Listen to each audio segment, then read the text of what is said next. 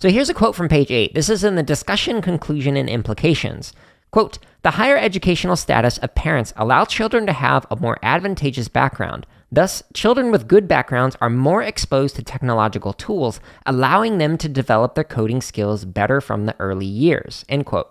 A little bit further down in the next paragraph, quote, "When suitable environmental conditions are provided for children to access technological tools, these tools support their coding skills." End quote.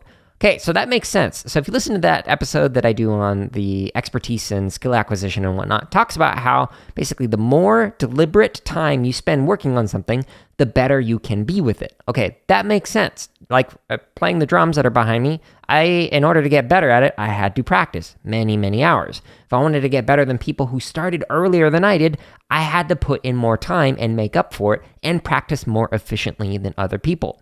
So same thing with coding. When kids are learning how to code, whether they're 5-year-olds or 15-year-olds or whatever, the more time they're able to invest in it, and not only just like coding, but also using technology and understanding different things you can do with technology, the higher they're going to perform when it comes to this. So as educators, we need to look at not just what students are doing in the classroom and having access to coding and computer science education. That's wonderful. Yes, we need to focus on that. But we also need to look at how there is a gap outside of school that can impact students' understanding of coding. You're going to really need to factor in not only what students are doing in the classroom, but what they have access to before they come to your class and outside of the class. So I would sometimes have some kids come to the classroom and they'd be like, "Hey, check out this really cool program that I made over the weekend." And I'd look at it and be like, "Wow, this was awesome. It shows that you published this at like 11 o'clock on Saturday evening. Maybe you should have been sleeping instead, but good job with your project."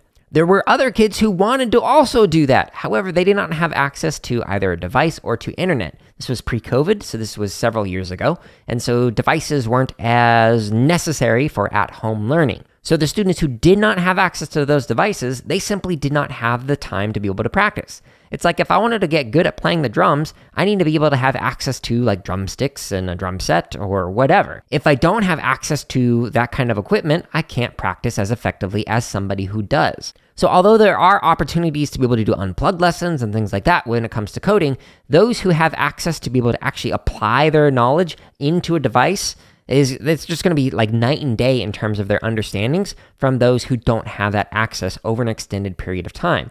If you were to look at something over the course of like a week or a month or a unit or maybe even a semester, you might not notice a huge change, but I can almost guarantee you that there's going to be a drastic difference between those who have access and those who do not over like a decade or so.